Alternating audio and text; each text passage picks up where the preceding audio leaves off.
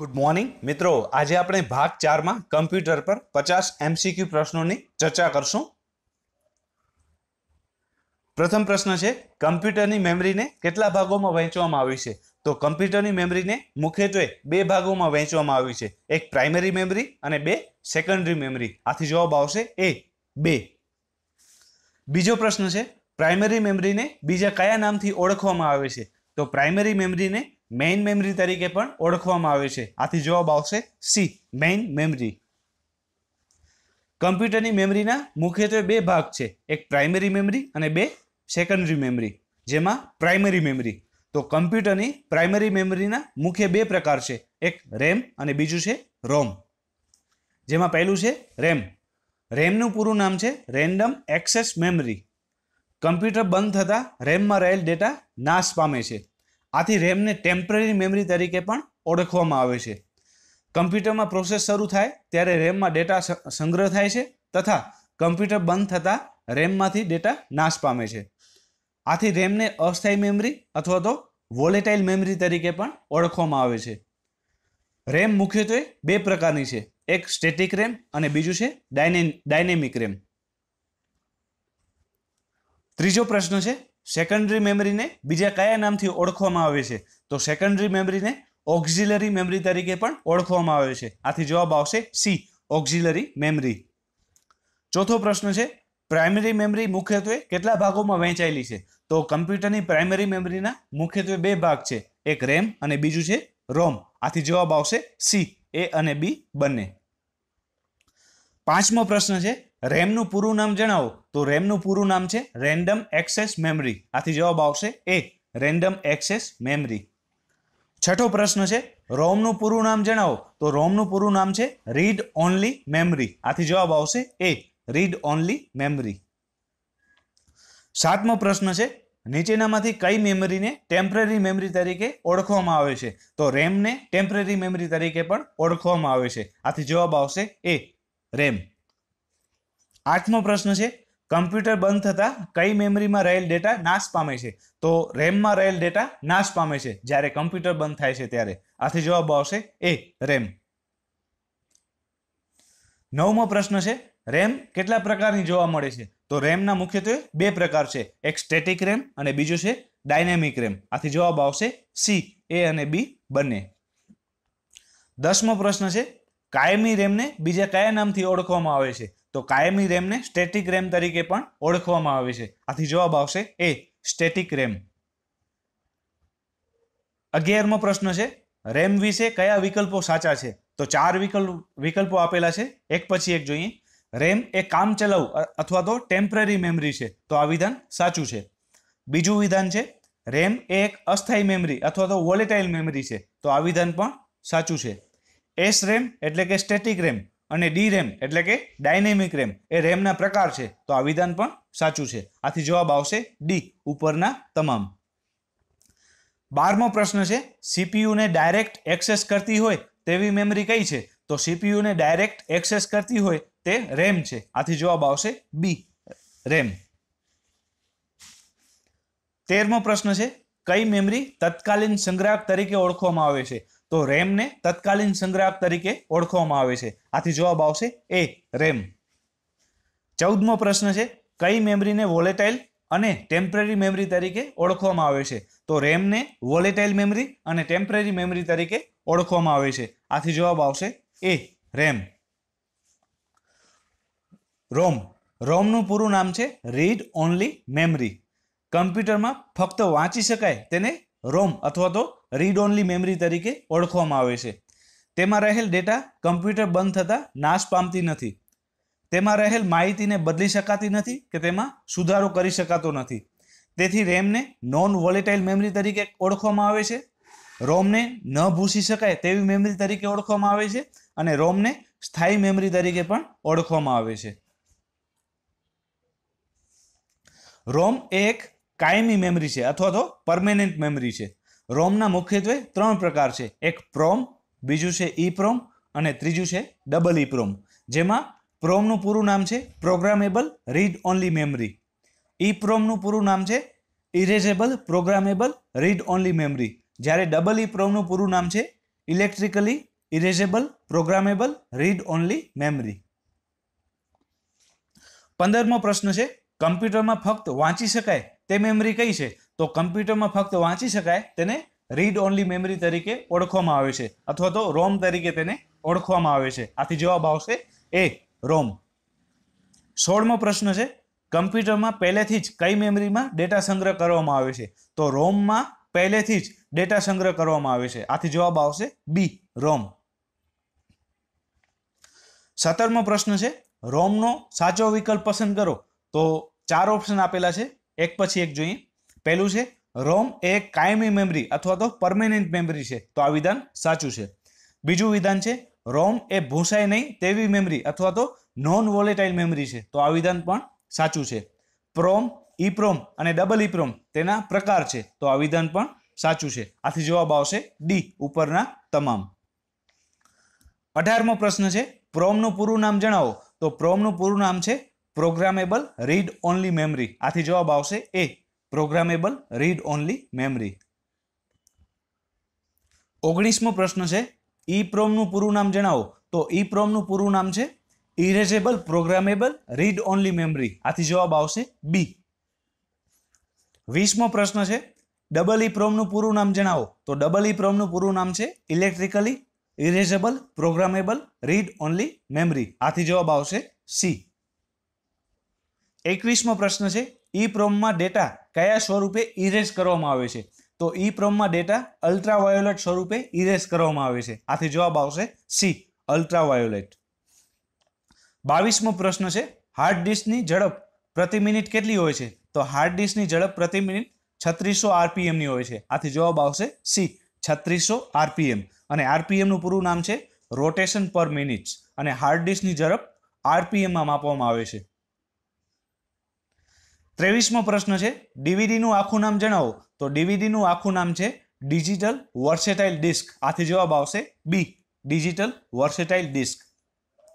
24મો પ્રશ્ન છે સીડીનું આખું નામ જણાવો. તો સીડીનું આખું નામ છે કોમ્પેક્ટ ડિસ્ક. આથી જવાબ આવશે એ, કોમ્પેક્ટ ડિસ્ક. ડીવીડી, તો ડીવીડીનું પૂરું નામ છે ડિજિટલ વર્સેટાઇલ ડિસ્ક. ડીવીડી એ એક પ્રકારની ઓપ્ટિકલ ડિસ્ક છે જેની સંગ્રહ ક્ષમતા સીડી કરતાં ઘણી વધારે હોય છે. ડીવીડીની સંગ્રહ ક્ષમતા 4.5 GB થી 17 GB સુધીની હોય છે. ડીવીડીને સુપર ડેન્સિટી ડિસ્ક તરીકે ઓળખવામાં આવે છે. સીડી, તો સીડીનું પૂરું નામ છે કોમ્પેક્ટ ડિસ્ક. સીડીની સંગ્રહ ક્ષમતા 700 MB ની હોય છે. સીડીમાં ટ્રેક જોવા મળે છે જેને સિરિયલ ટ્રેક તરીકે ઓળખવામાં આવે છે. સીડીમાં માહિતી પિચ એન્ડ લેન સ્વરૂપે જોવા મળે છે. સીડીનો સરળતાથી ઉપયોગ કરવા માટે સીડી ડ્રાઈવનો ઉપયોગ કરવામાં આવે છે. સામાન્ય રીતે સીડીને 3 પ્રકારો છે, એક સીડી રોમ, 2 સીડી RW અને ત્રીજું છે સીડી આર, જેમાં સીડી રોમનું પૂરું નામ છે compact disc read only memory. CD RW નું પૂરું નામ છે કોમ્પેક્ટ ડિસ્ક રીરાઇટેબલ અને સીડી આર નું પૂરું નામ છે કોમ્પેક્ટ ડિસ્ક રિકોર્ડેબલ. 25મો પ્રશ્ન છે આમાંથી કયું સ્ટોરેજ સૌથી મોટું સ્ટોરેજ ડિવાઇસ છે? તો હાર્ડ ડિસ્ક ડ્રાઈવ છે એ સૌથી મોટું સ્ટોરેજ ડિવાઇસ છે. આથી જવાબ આવશે બી, હાર્ડ ડિસ્ક ડ્રાઈવ. 26મો પ્રશ્ન છે નીચેનામાંથી કઈ સેકન્ડરી મેમરી છે? તો 4 ઓપ્શન છે, એક પછી એક જોઈએ. પહેલું છે હાર્ડ ડિસ્ક. તો હાર્ડ ડિસ્ક એ એક સેકન્ડરી મેમરી છે. બીજો ઓપ્શન છે સીડી. તો સીડી પણ એક સેકન્ડરી મેમરી છે.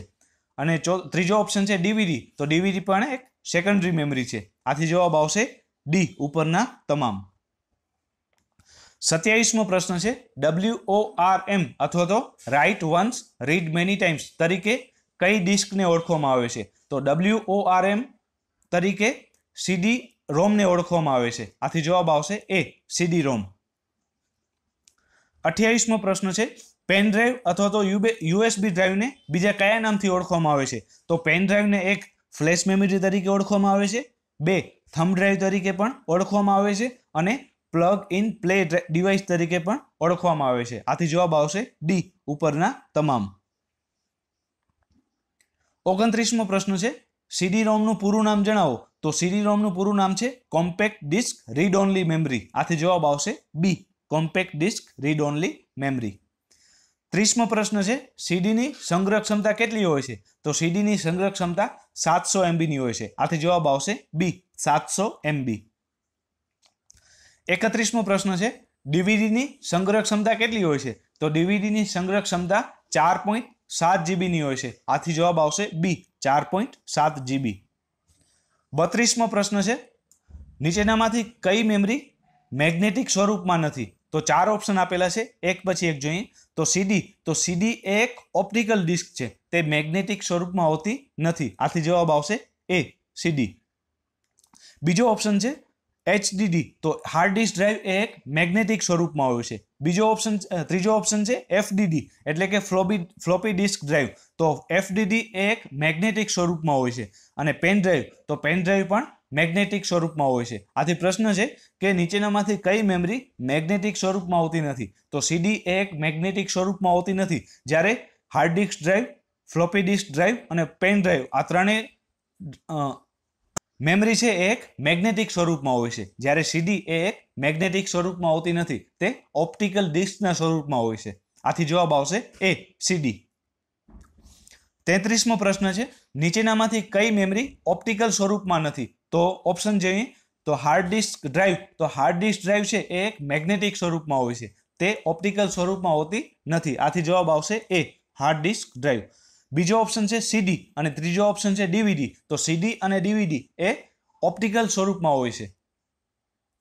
આથી જવાબ આવશે એ હાર્ડ ડિસ્ક ડ્રાઈવ. 34મો પ્રશ્ન છે કયા પ્રકારની સીડીમાં ડેટા ભૂંસીને ફરીથી લખી શકાશે? તો સીડી આરડબલ્યુ એટલે કે કોમ્પેક્ટ ડિસ્ક રીરાઇટેબલમાં ડેટા ફરીથી ભૂંસીને ફરીથી લખી શકાશે. આથી જવાબ આવશે બી સીડી આરડબલ્યુ. 35મો પ્રશ્ન છે એસએસડી નું પૂરું નામ જણાવો. તો એસએસડી નું પૂરું નામ છે સોલિડ સ્ટેટ ડ્રાઈવ. આથી જવાબ આવશે સી સોલિડ સ્ટેટ ડ્રાઈવ. 36મો પ્રશ્ન છે ટ્રેક, સેક્ટર અને ક્લસ્ટરનો સંબંધ કોની સાથે જોવા મળે છે? તો ટ્રેક, સેક્ટર અને ક્લસ્ટરનો સંબંધ હાર્ડ ડિસ્ક સાથે જોવા મળે છે. આથી જવાબ આવશે સી હાર્ડ ડિસ્ક. 37મો પ્રશ્ન છે કયા પ્રકારની ડિસ્કમાં ડેટા સ્પાઇરલ સ્વરૂપમાં મૂકવામાં આવે છે? તો સીડીમાં ડેટા સ્પાઇરલ સ્વરૂપમાં મૂકવામાં આવે છે. આથી જવાબ આવશે એ સીડી. 38મો પ્રશ્ન છે કયા પ્રકારની ડિસ્કમાં ડેટા વર્તુળાકાર સ્વરૂપે મૂકવામાં આવે છે? તો હાર્ડ ડિસ્કમાં ડેટા વર્તુળાકાર સ્વરૂપે મૂકવામાં આવે છે. આથી જવાબ આવશે બી હાર્ડ ડિસ્ક. 39મો પ્રશ્ન છે સીડી અને ડીવીડીમાં ડેટા કયા સ્વરૂપે સ્ટોર કરવામાં આવે છે? તો સીડી અને ડીવીડીમાં ડેટા ડિજિટલ સ્વરૂપે સ્ટોર કરવામાં આવે છે. આથી જવાબ આવશે બી ડિજિટલ. 40મો પ્રશ્ન છે નીચેનામાંથી